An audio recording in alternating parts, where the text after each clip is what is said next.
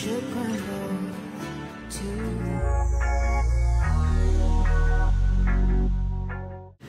Mala fairy tale nga ang naging kasal ni Sinab Harake at ni Ray Park.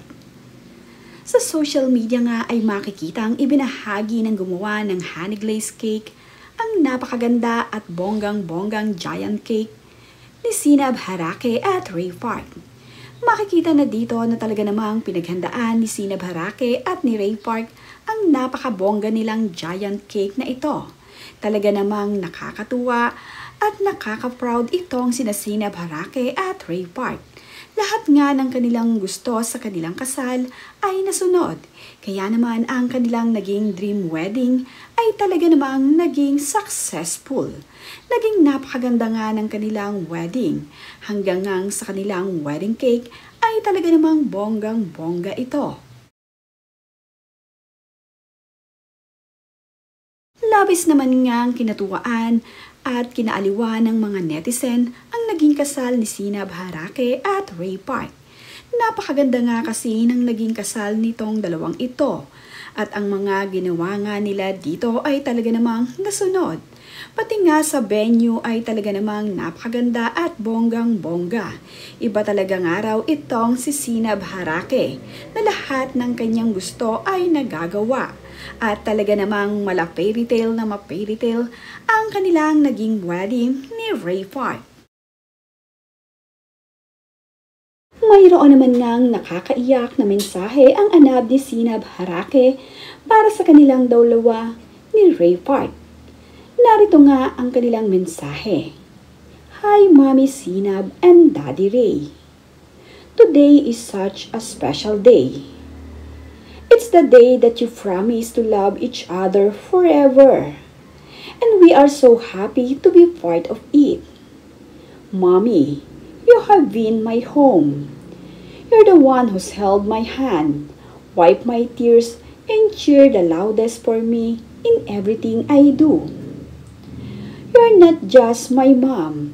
You're my safe place, my hero, my heart. Mommy, you're my best friend. You hug me when I'm sad. You love me when I'm silly and love me every day. I love you to the moon and back.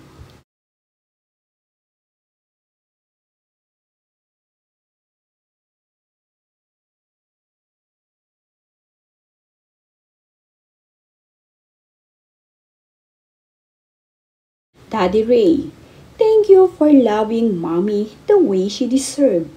And thank you for loving us too fully and kindly, and you're with whole heart.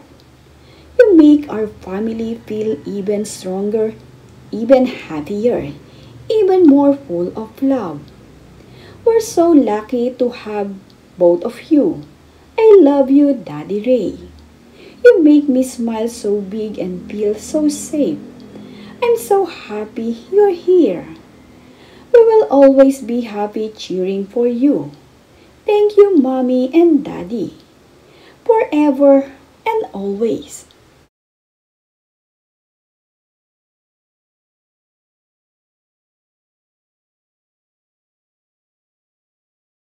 Hindi naman nga akalain ni Sinab Harake na maikakasal nga raw siya dahil hindi na nga raw siya naniniwala sa forever. Ngunit unti-unti nga daw nawala at nabuo itong si Sinab Harake nang makilala niya itong si Ray Park. Siguro nga raw ay talagang ibinigay ni God itong si Ray Park para sa kanya upang damayan siya. Kaya naman ngayon ay masayang-masaya ang puso ni Sinab Harake ngayong natagpuan na niya ang kanyang forever.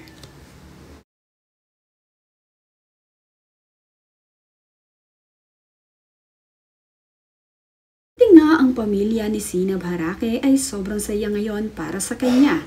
At dahil natagpuan na nga niya ang kanyang forever, ay masayang-masaya ang mga ito para dito kay Sinab.